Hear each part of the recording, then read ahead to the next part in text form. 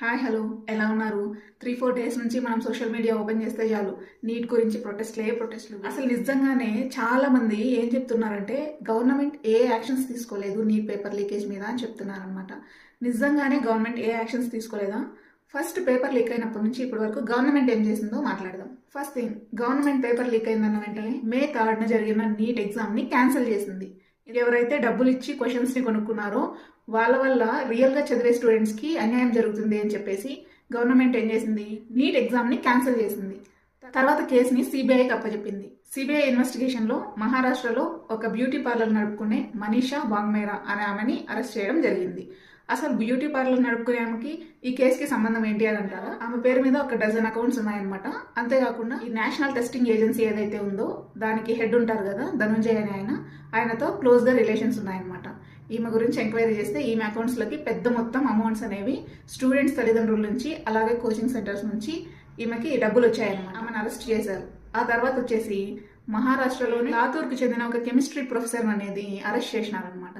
అసలు ఈయన ఎందుకు అరెస్ట్ చేసినారు అని అంటే నీట్ అనేది నేషనల్ వైడ్ 13 లాంగ్వేజెస్లో జరుగుతుందన్నమాట.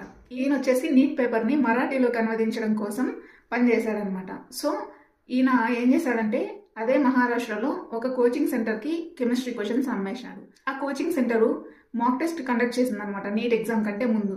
ఆ మాక్ టెస్ట్లో 42 క్వశ్చన్స్ అనేవి నీట్లో వచ్చిన క్వశ్చన్స్తో మ్యాచ్ అయ్యి 42 క్వశ్చన్స్ అంటే నీట్లో కెమిస్ట్రీ నుంచి 50 క్వశ్చన్స్ వస్తాయన్నమాట. అందులో 42 క్వశ్చన్స్ అనేవి మ్యాచ్ అయ్యాయి.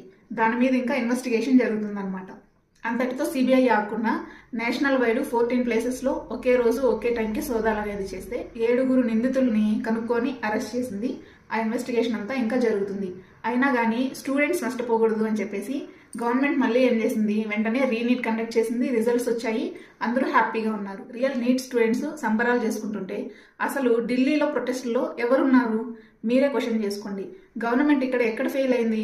గవర్నమెంట్ అసలు ఏం మెజర్స్ పాటించలేదు. విద్యార్థుల భవిష్యత్ పాడవకూడదని గవర్నమెంట్ తీసుకోవాల్సిన ప్రతి ఒక్క మెజర్మెంట్స్ ని గవర్నమెంట్ ఫాలో అయ్యింది. కొంతమంది ప్రభుత్వానికి వ్యతిరేకంగా ప్రభుత్వం ఎలాంటి మెజర్స్ తీసుకోలేదు అని చెప్పి సోషల్ మీడియాలో తప్పుడు సమాచారాన్ని ప్రచారం చేస్తున్నారనమాట.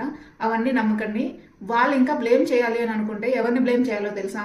క్వశ్చన్స్ ని కొన్న స్టూడెంట్స్ ని, తల్లిదండ్రుల్ని, అలాగే కోచింగ్ సెంటర్స్ ని. దీనివల్ల నిజాయితీగా ప్రిపేర్ అయ్యే స్టూడెంట్స్ కి నష్టం వాటిల్లిందా లేదా? ఒక ఇన్సిడెంట్ జరిగినప్పుడు గవర్నమెంట్ ని ఎలాగైతే ప్రశ్నిస్తామో దానికి కారణమైన వాళ్ళని కూడా అంతే విధంగా ప్రశ్నించాలి.